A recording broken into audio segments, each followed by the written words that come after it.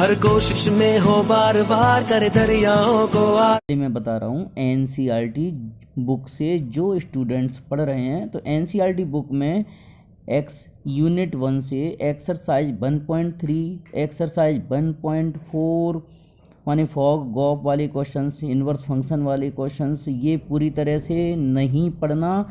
और साथ में मिसलेनियस एक्सरसाइज के क्वेश्चन नंबर 1, 2, 3, 6, 7 और 14 नहीं पढ़ना।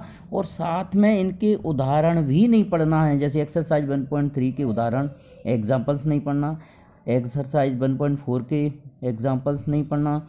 हाँ, यूनिट 2 में जो ग्राफ वाले हैं इन्वर्स ट्रिग्नोमेट्रिक फंक्शन, उसमें ग्राफ वाले क्वेश्चंस नहीं पढ़ना। और एक्सरसाइज 2.2 पूरी तरह से हटाना है, नहीं पढ़ना। और मिसलेनियस एक्सरसाइज के क्वेश्चन नंबर 3, 4, 5, 6, 7 डॉट 17 तक नहीं आएंगे। ठीक है। यूनिट 3 में एक्सरसाइज 3.4 हटाओ, एलिमेंट्री रो और कॉलम ट्रांसफॉर्मेशन से जो मैट्रिक्स के क्वेश्चंस आते थे इन्वर्स फाइंड करने वाले, उन्हें नहीं करना। यूनिट 4 से प्रॉपर्टीज ऑफ डिटर्मिनेंट वाले, कंसिस्टेंसी और इनकंसिस्टेंसी वाली एक्सरसाइज, कहने का मतलब एक्सरसाइज 4.2 और उसके उदाहरण, ये बहुत कठिन काम था। प्रगुणों वाली विधि से सारणिकों के मान ज्ञात करना। ठीक है, मतलब बहुत महत्वपूर्ण हिस्सा तो हट गया क्योंकि यही कठिन था और बाकी तो सरल है।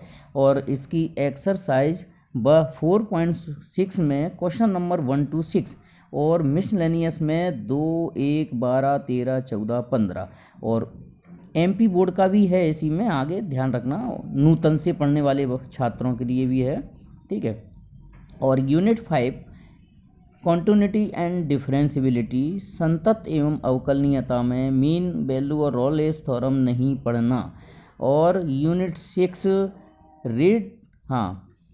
केवल यूनिट 5 में कंटिन्यूटी डिफरेंशियबिलिटी में मीन वैल्यू थ्योरम और रॉलेस थ्योरम वाली एक्सरसाइज 5.8 और उसके उदाहरण बिल्कुल छोड़ दो, बिल्कुल नहीं, किसी भी हालत में नहीं आएंगे। ठीक है, अगर आते भी हैं तो नंबर मिलेंगे आपको। ठीक है। यूनिट 6 एप्लीकेशन ऑफ डेरिवेटिव में अवकलजों के अनुप्रयोग में एक्सरसाइज 6.1, एक्सरसाइज 6.4 पूरी तरह से हटाना है उदाहरणों सहित। ठीक है, जिसमें उस तरह के क्वेश्चन थे, rate change of radius with respect to area या टाइम, मतलब किसी वृत्त के क्षेत्रफल में परिवर्तन होता है तो उसकी त्रिज्या में कितना परिवर्तन होगा, इस तरह के क्वेश्चंस। और अप्रोक्सीमेशन यानी अवकल विधि से लगभग मान ज्ञात करना, सन्निकटन वाले मान वो नहीं आएंगे। और मतलब सीधी तुम तो एक्सरसाइज 6.1 एनसीईआरटी के लेना, एक्सरसाइज 6.4 मिसलेनियस का क्वेश्चन नंबर 3 और 19 भी नहीं करना। अब आता है अपना सेकंड पार्ट।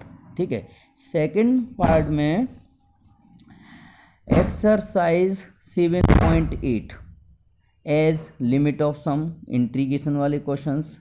ठीक है, as a limit of sum, योग सीमा विधि वाले सवाल नहीं करना। 7.8 प्रश्नावली कठिन भी थी, ठीक, और इसलिए उसको हटा दिया। यूनिट 8 इसमें है सप्लीमेंट्री इंटीग्रल, एक्सरसाइज 7.7 मिसलेनियस का क्वेश्चन नंबर 40 और एरिया बिटवीन 2 कर्व्स माने 2 वक्रों से घिरा क्षेत्रफल, एक्सरसाइज 8.2 नहीं करना। ठीक है, और इसकी मिसलेनियस 12, 18, 19, मतलब मिसलेनियस का क्वेश्चन नंबर 12, 18, 19 नहीं करना। यूनिट 9 में एक्सरसाइज 9.3 नहीं करना, एक्सरसाइज 9.6 नहीं करना, लेकिन एक्सरसाइज 9.6 का केवल क्वेश्चन नंबर 19 नहीं करना। और कहने का मतलब ये है कि इसमें जो रैखिक समीकरण है, लीनियर इक्वेशन है, dx/dy plus px equal to q की फॉर्म, py लिखा है लेकिन px पढ़ना उसको, तो dx/dy plus px equal to q की फॉर्म, और p और q में किसके फंक्शन रहते हैं, y के। ठीक है, उसमें x नहीं होगा, इस तरह के क्वेश्चंस नहीं करना। और मिसलेनियस में से 3, 5, 17 मिसलेनियस का क्वेश्चन नंबर 3, 5, 17 मतलब 3, 5, 17 हटाना है। और यूनिट 10 वेक्टर की थी, पूरी हटा दो। यूनिट 11 3D की थी, पूरी हटा दो, कुछ नहीं पढ़ना। और यूनिट 12 से जो अनबाउंडेड रीजन बनते थे मैंने अब छाँट छाँट के लिख भी दिए। एक्सरसाइज 12.1 में क्वेश्चन है 4, 6, 9 नहीं करना। एक्सरसाइज 12.2 के क्वेश्चन नंबर 1, 9, 10 और मिसलेनियस का 2 और 3 जिनमें अनबाउंडेड रीजन बनते हैं वो वाले सवाल नहीं आएंगे, तो काफ़ी कुछ हिस्सा हटा दिया है। और यूनिट 13 प्रोबेबिलिटी प्रायिकता आती है आखिरी में।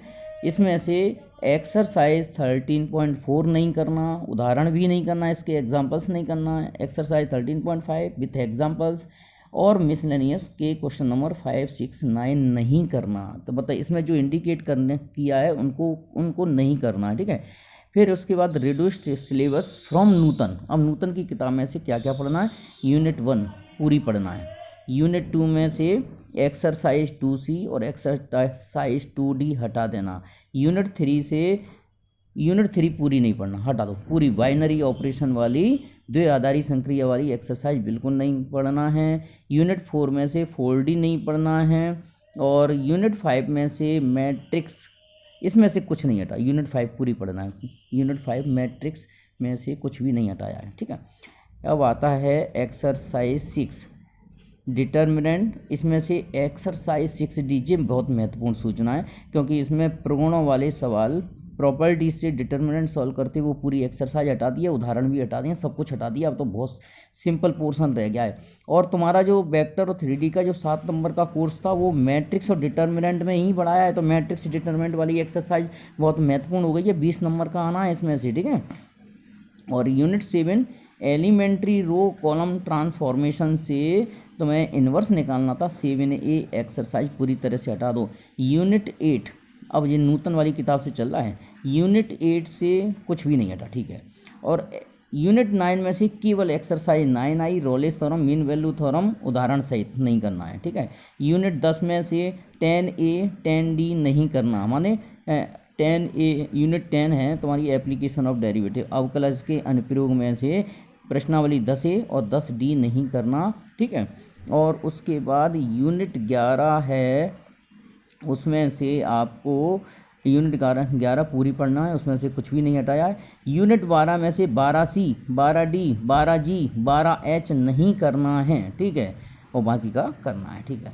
Exercise 13A as a limit of sum नहीं करना है, 13A एक्सरसाइज हटा देना। यूनिट 14 में से एक्सरसाइज 14V, हाँ ये बहुत इंपॉर्टेंट, इसको बड़ा ध्यान से सुनना आप लोग।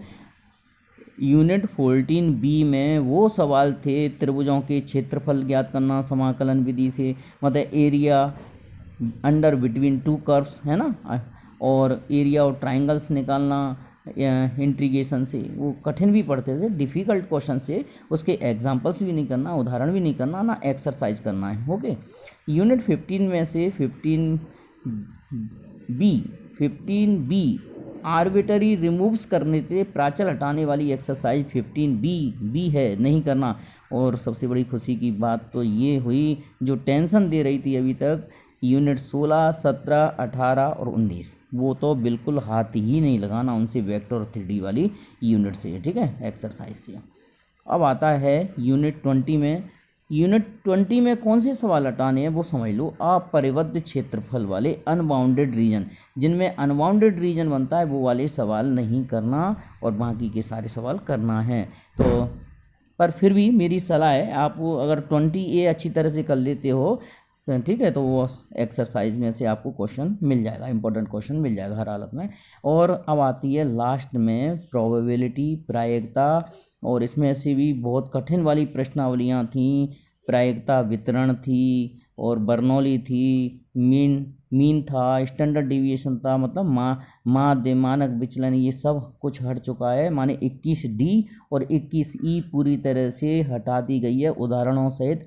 केवल आपको 21A पढ़ना है, B पढ़ना है, C पढ़ना है। बेस्ट ऑफ लक, सब लोग अब अपनी तैयारी करना चालू कर दें, और आपको काफ़ी राहत मिल चुकी है, ठीक है।